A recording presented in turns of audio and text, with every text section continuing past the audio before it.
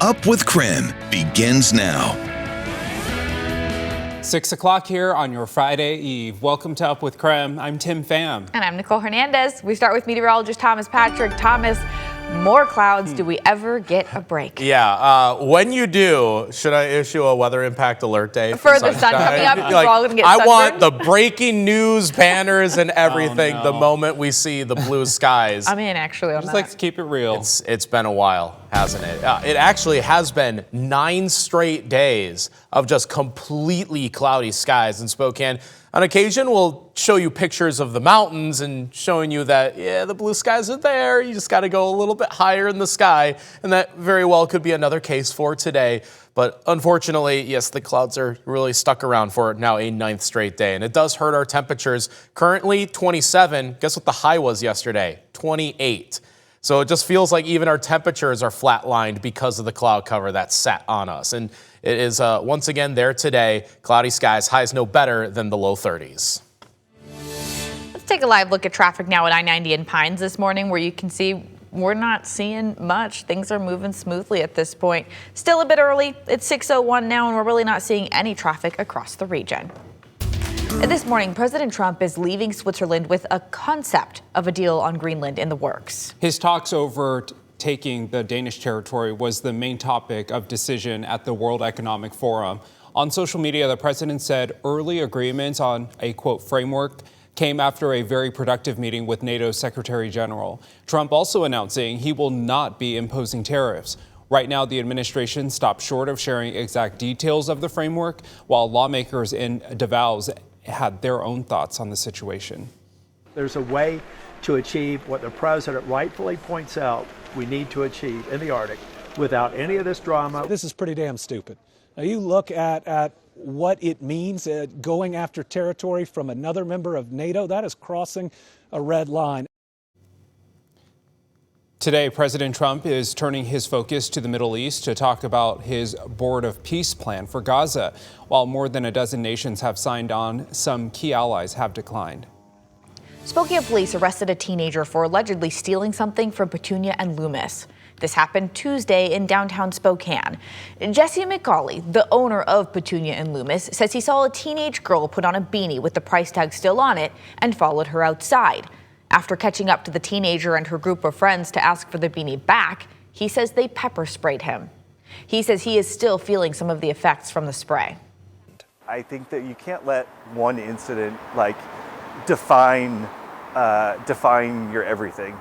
And that's where I think people get downtown wrong, that yes, there are some bad incidents. There are some things that happen that aren't great, but it doesn't mean that everything down here is doom and gloom.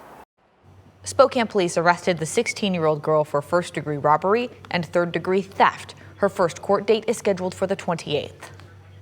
This morning, we now know a federal judge has ordered a former Spokane tribal official to spend 1 year behind bars. A jury found Tawny Willow Colvin guilty on 26 counts of fraud and embezzlement back in September. Court documents show Colvin made fraudulent transactions and cash withdrawals, stealing more than $100,000. She will spend 1 year in prison, 5 years of supervised release, and pay more than $100,000 in restitution.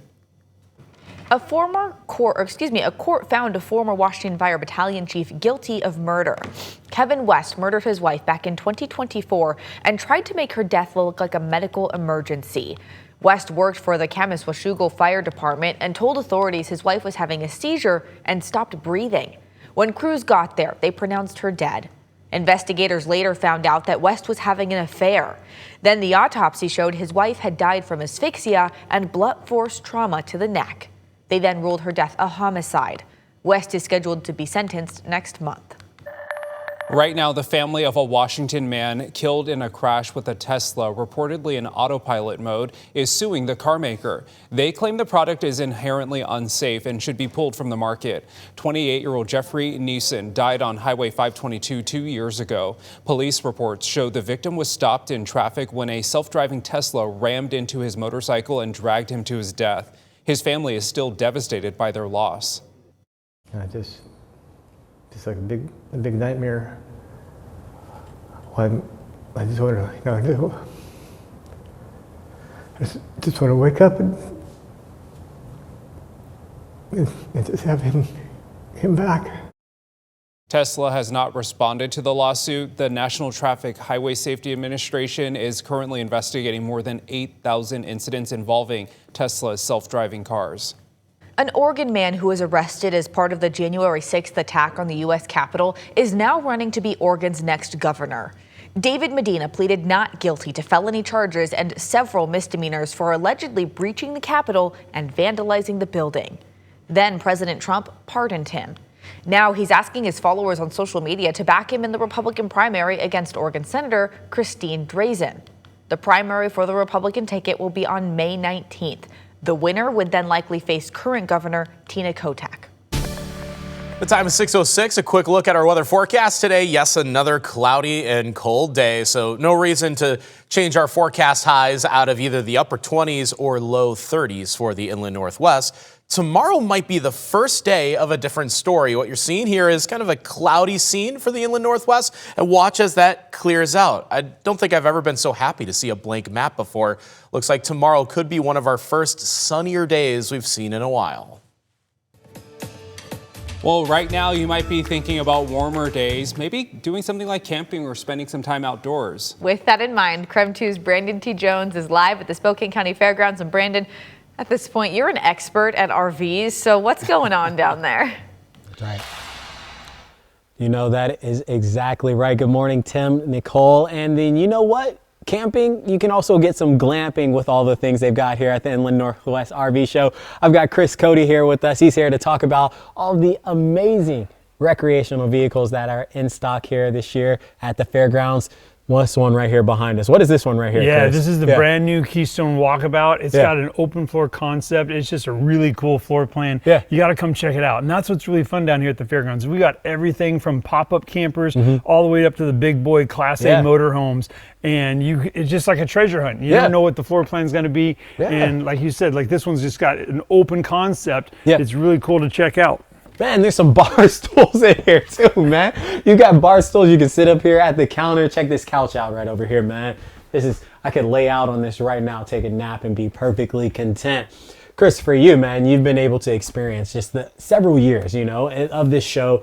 What has it been like just to know that this is a staple here in this community, and people, they can either come out and they can just look, or they can also maybe even come away with it's great entertainment. We've been doing this for 38 years, and it's just fun to see the different floor plans like we were talking about. You know, ticket prices, it's $12 to get in. Kids 12 and under are free. That's good all weekend. And we've got every single building down here at the fairgrounds packed full of RVs. Oh, yeah, exactly. And well, so today through Sunday, make your way out here to the fairgrounds. It's going to be an amazing time. And again, I was telling Chris, by the end of this morning, I'm going to be able to sell you an RV.